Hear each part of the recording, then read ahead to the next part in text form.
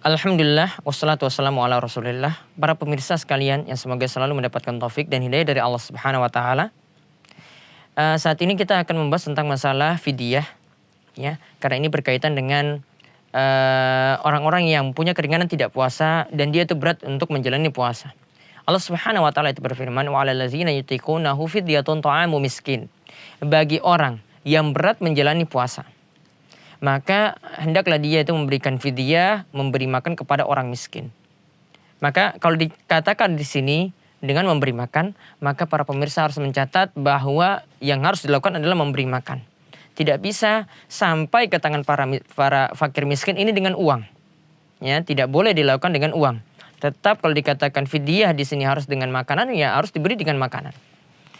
Nah, fidyah di sini dikenakan bagi siapa saja. Ya, yang dikenakan fidyah di sini yang pertama bagi wanita hamil dan menyusui, yang dia itu merasa berat bagi anaknya, yang dia itu khawatir pada bahaya bagi anaknya, yaitu ketika si wanita hamil itu takut keguguran atau wanita menyusui itu takut kekurangan ASI-nya. Maka ketika itu dia punya dua kewajiban, yaitu memberi qada puasa sekaligus memberi fidyah. Ya, ini pendapat jumhur ulama seperti ulama Hambali dan ulama Syafi'i. Kemudian yang kedua, ini bagi orang yang sudah tua renta, ya, bagi orang yang sudah tua renta, baik laki-laki maupun yang perempuan. Ya, ketika dia itu berat untuk menjalani puasa. Maka dalil dari hal ini seperti di masa silam, ya, sebelum menjadi kewajiban puasa itu dikenakan dengan dua tahapan. Yang pertama itu punya pilihan menunaikan qada atau fidyah. Menunaikan qada atau fidyah.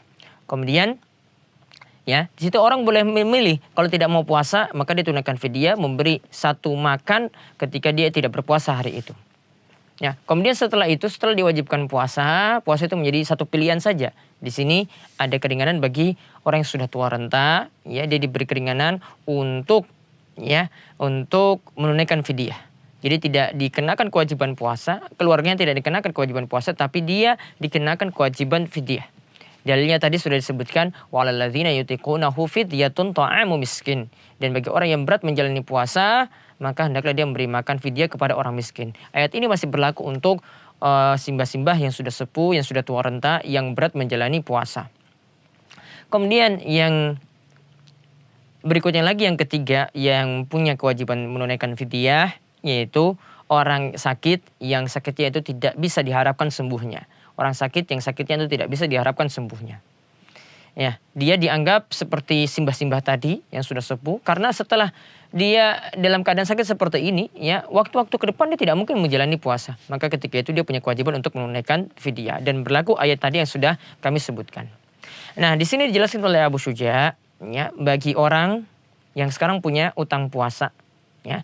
Tadi kalau itu tadi bagi orang yang menjalani fidyah, ya. Sekarang bagi orang yang punya utang puasa, di sini ada masalah fidyah lagi, beliau akan singgung. Beliau katakan bagi orang yang punya utang puasa, wa man mata wa alaihi siyam, bagi orang yang punya utang puasa. Jadi dia punya utang puasa, mungkin ketika puasa dahulu 5 hari dia tidak berpuasa, kemudian dia punya kewajiban qada di luar puasa, di luar bulan Ramadan. Barang siapa yang punya kewajiban puasa di bulan Ramadan, ut'ima anhu likulli yaumin muddun, maka hendaklah dia memberi makan kepada orang miskin. Ya, satu hari tidak puasa, satu makanan dia beri. Satu hari tidak puasa, satu makanan dia itu beri. Maka para pendengar sekalian, ya, di sini Abu Syuja menjelaskan bahwasanya ini bagi orang yang punya utang puasa.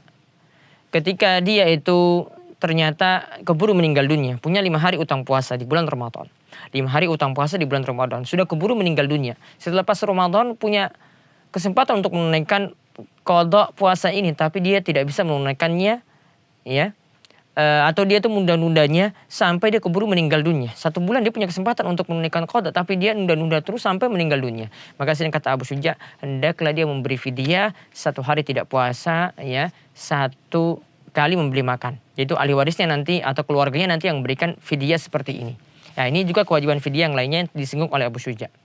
Tetapi di sini menurut pendapat yang bagus, ya, artinya pendapat yang lebih bagus dalam masalah ini, tidak cukup dengan fidyah. Atau kita katakan bahwasanya ada yang lebih bagus daripada fidyah bagi orang yang punya utang puasa sedangkan dia itu meninggal dunia. Bagi orang yang punya utang puasa sedangkan dia itu keburu meninggal dunia, maka hendaklah ahli warisnya atau keluarganya itu mempuasakan dirinya. Ya, karena dalam hadis yang sahih Nabi SAW itu bersabda, "Man mata wa alaihi siyam shoma anhu waliyuhu." Barang siapa yang berpuasa, ya barang siapa yang meninggal dunia lantas masih memiliki utang puasa, maka hendaklah ahli warisnya itu mempuasakan dirinya.